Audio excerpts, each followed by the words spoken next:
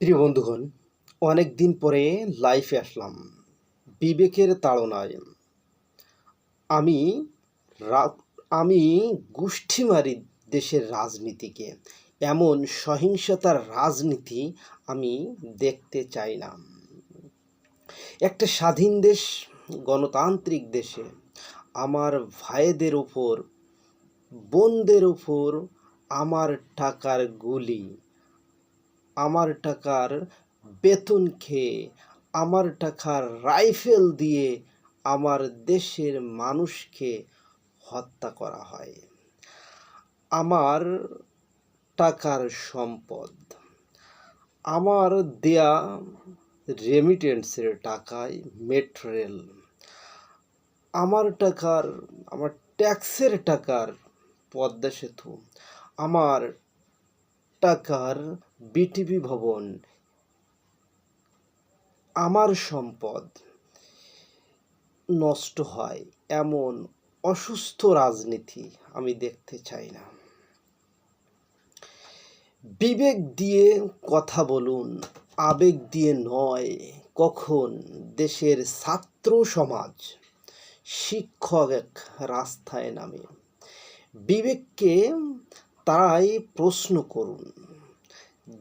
যারা দায়িত্বে আছেন এবং আমাকে দেখছেন, তাদেরকে বলি, আপনারা তো বলেছেন ছাত্ররাই জাতির ভবিষ্যৎ, শিক্ষা জাতির মেরুদণ্ড।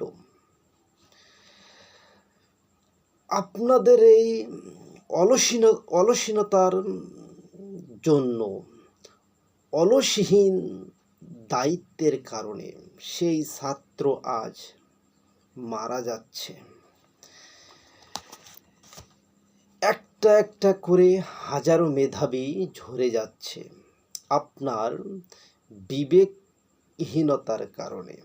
গণতান্ত্রিক দেশে ছাত্র সমাজ অধিকার আদায়ের দাবি করতেই পারে। তাই বলে এভাবে গুলি করে হত্যা করবেন, এইভাবে মায়ের বুক খালি করবেন, বোনকে ভাইয়ারা করবেন, পিতাকে সন্তানহারা, স্বামীকে স্ত্রীহারা, স্ত্রীকে স্বামীহারা, সন্তানকে বাবাহারা, ভাইকে ভাইহারা। বিবেকের কাছে প্রশ্ন করুন। আমরা স্বাধীন দেশে নিজেরা নিজেদেরকে হত্যা করি, নিজেরা নিজেদেরকে হত্যা থেকে বিরত থাকি। কার বুকে গুলি ছুরি, চিন্তা করেন। দেশের শান্তি ফিরিয়ে আনি, মীমাংসাতে বসি। ওপর মহলে হাজারো হাজারো বড় বড় পদে বসে আছেন, বড় বড় দায়িত্বশীল। দায়িত্ব নিয়ে চুপ করে থাকা যায় না। মানুষের কথাগুলো শোনেন, বিবেচনা করেন।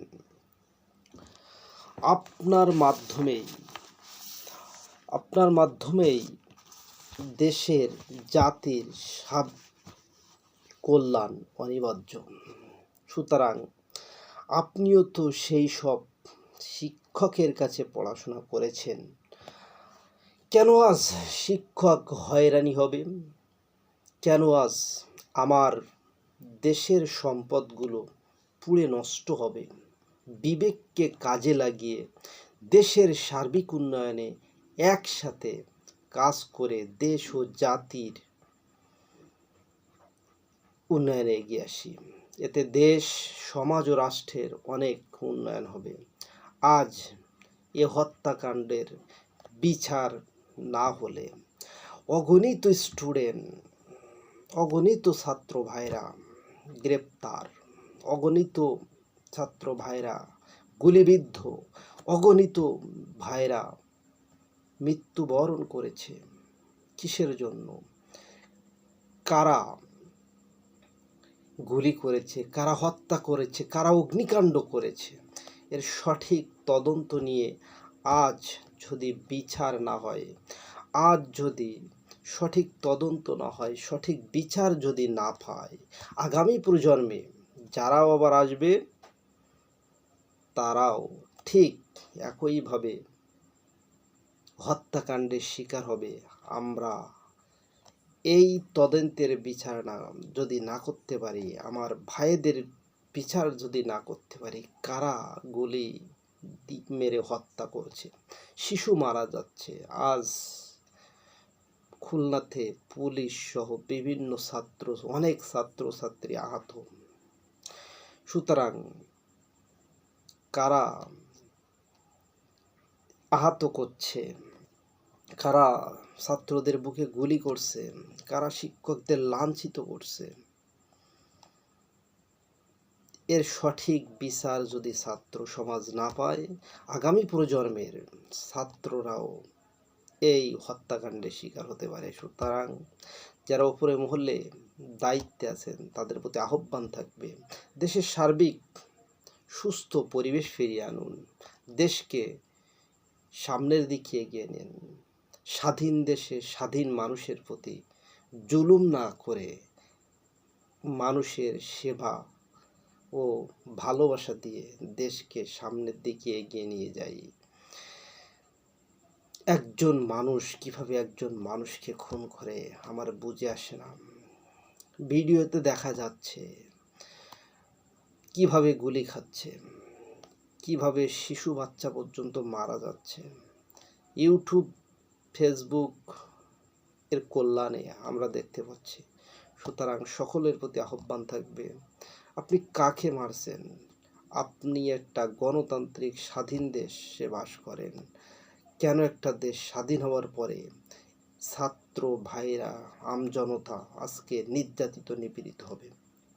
সুতরাং যারা উপরে মহলে দায়িত্বে আছেন, বিশেষ করে আমার দেশের যারা সেবামূলক কাজ করেন, আমার দেশের সেনাবাহিনী, আমার দেশের পুলিশ, বিজিবি, উপরে মহলে যারা দায়িত্বে আছেন তাদের কাছে বিনীত অনুরোধ থাকবে, ছাত্রদের পাশে থাকুন, ছাত্রদের শিক্ষকদের সাথে থাকুন। শিক্ষকরা তো জাতির বিবেক, সুতরাং তাদের পরামর্শ অনুযায়ী তাদের সাথে আলাপ আলোচনা করে আপনারা আপনাদের বিবেককে কাজে লাগিয়ে একাত্রে বসে দেশের জাতির উন্নয়নের কাজে এগিয়ে আসুন। আর নয় গোলাগুলি, আর নয় হত্যাকাণ্ড। স্বাধীন দেশে কিভাবে আমরা নিজেদের মধ্যে মারামারি করি। সুতরাং আমরা ঐক্যবদ্ধভাবে দেশের কল্যাণে এগিয়ে আসি। ধন্যবাদ সকলকে আমার কথা শোনার জন্য। আসসালামু আলাইকুম।